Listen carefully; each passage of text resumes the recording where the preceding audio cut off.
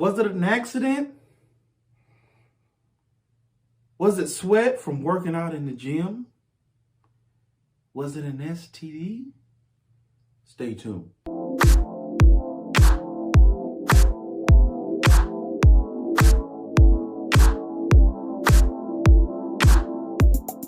God bless you. Thank you for joining me this morning on Morning Nuggets. This is yours truly, Pastor Nate, and it is my absolute pleasure every time I come and speak with you.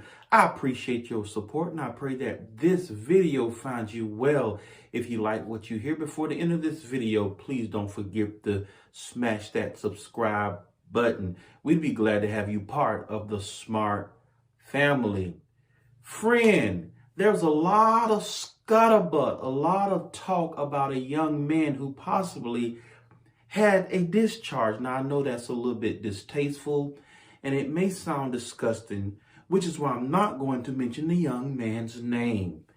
But it's been a lot of talk over this weekend, and my purpose is to come and give biblical knowledge pertaining to what everybody is talking about, and to also provide a message to a wider audience. But everybody was talking about this young man, his shorts or his underwear was wet because possibly a discharge. The indication there is there may have been an STD. It happens. It's life.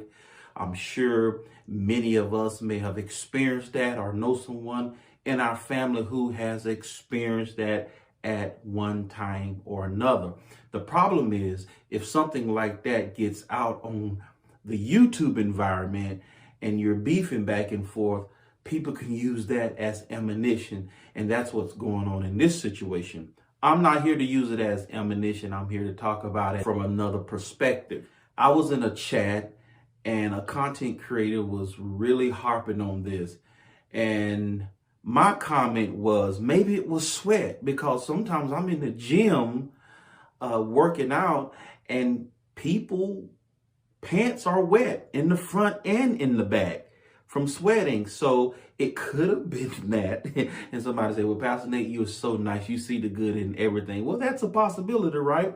Or it could have been an STD. I've also known people who had STDs because of sexual intercourse, not having sex in a clean way, and it could cause some problems, maybe like gonorrhea or chlamydia, and that's when you have to go to the doctor and possibly get a shot or whatever you need to do. But when I heard about this possible discharge, so to speak, my mind went back to the law in the Old Testament, because this is what was going on.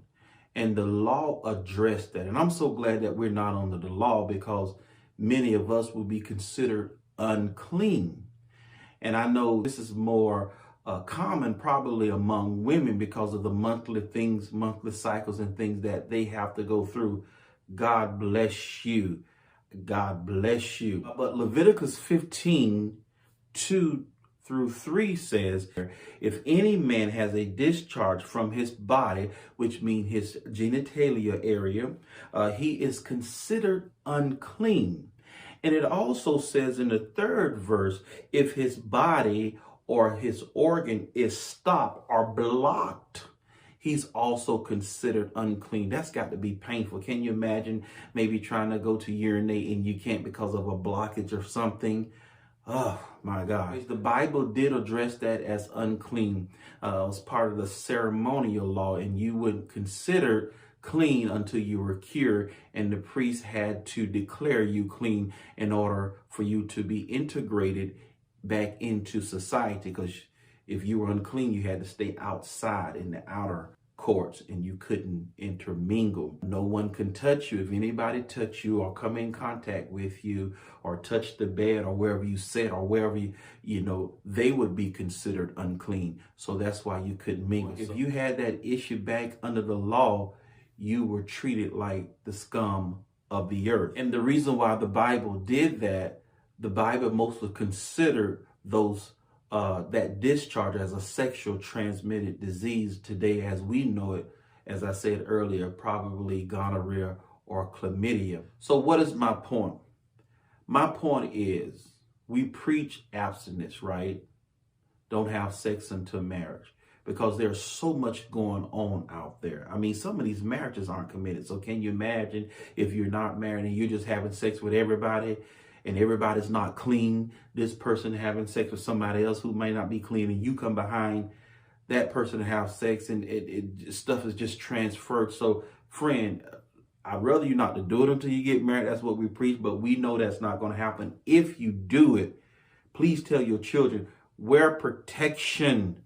Please, if you're going to go out there and do it anyway, please protect yourself, because we don't want you to have to encounter any STDs or any discharge issues, right?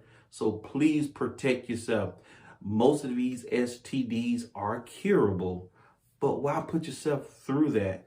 And then, of course, there may be a couple that are not curable. And we know that one that's not curable, I would not say. But please protect yourself.